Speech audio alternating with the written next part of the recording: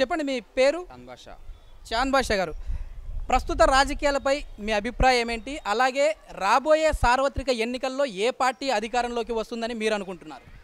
రాబోయే సార్వత్రిక ఎన్నికల్లో జగన్మోహన్ రెడ్డి గారు సీఎం సీటు పైన కూర్చునే అవకాశాలు ఎక్కువగా ఉన్నాయి. ఎందుకంటే తను ప్రవేశపెట్టిన మేనిఫెస్టోలో నవరత్నాలు అనే అంశం చాలా అందరికీ ఆకట్టుకునే విధంగా ఉంది. ఏదైతే మన ప్రీతమ నాయకుడు రాజశేఖర రెడ్డి గారు మొదలుపెట్టారో అవన్నీ కార్యక్రమాలు పూర్తి కావాలంటే జగన్మోహన్ రెడ్డి గారు అధికారంలోకి వస్తేనే అవుతుందని ఎంతో ప్రజలు ఏదో నమ్మకం ఉంది. అదేవిధంగా చంద్రబాబు గారు కూడా మేనిఫెస్టో లాస్ట్ టైం ఇచ్చినారు, ప్రత్యేక హోదా తెస్తా, తిరుపతి అండ్ ఏదో చాలా చోట్ల బహిరంగ సభల్లో మోడీతో కలిపి పెట్టినాడు. కానీ ఇంతవరకు తను తెచ్చింది ఏం లేదు. ఇప్పుడైతే చంద్రబాబు బీజేపీతో విడాకులు తీసుకొని సపరేట్ వచ్చినాడు. ఇప్పుడు ఏదో నేను చేస్తా, ఎలక్షన్స్ టైం దగ్గరికి వచ్చేసరికి నేను చేస్తా అంటున్నాడు. కానీ ఇంతవరకు 4 సంవత్సరాల్లో చేయలేని మళ్ళీ సీఎం సీటు వచ్చి ఏం చేస్తాడని ప్రజలు అభిప్రాయపడుతున్నారు. కాబట్టి వచ్చే ఎన్నికల్లో జగన్మోహన్ రెడ్డి గెలిచే అవకాశాలు ఎక్కువ ఉన్నాయి.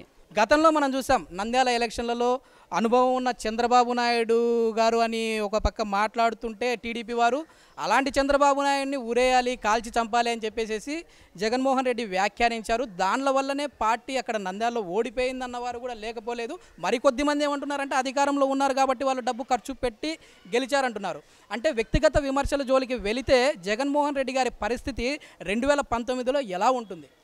ప్రజలకు తెలుసు ఏం చేయాలనో, ఏం న్యాయం చేసే నాయకుడు ఎవరో ప్రజలకు తెలుసు. దీన్ని బట్టి ఇంతవరకు 4 సంవత్సరాలు పవన్ కళ్యాణ్ గారు, చంద్రబాబు నాయుడు గారు ఎన్డీఏతో పొత్తు పెట్టుకున్నాడు. 4 సంవత్సరాలు అధికారంలో ఉండి కూడా ఏం చేయలేనాడు. మళ్ళీ అధికారంలోకి వచ్చి ఏదైనా చేస్తాడంటే ప్రజలు ఏ విధంగా నమ్మగలరు? కాబట్టి దీన్ని ప్రజలు ఖండిస్తారు తీవ్రంగా. అందుకే ఏదైతే చెప్తున్నారో మీరు వ్యక్తిగత విమర్శలు అంటే ప్రజలకు చాలా వరకు పవన్ కళ్యాణ్ అంటే ఎవరో కూడా తెలియదు గ్రామాలలో.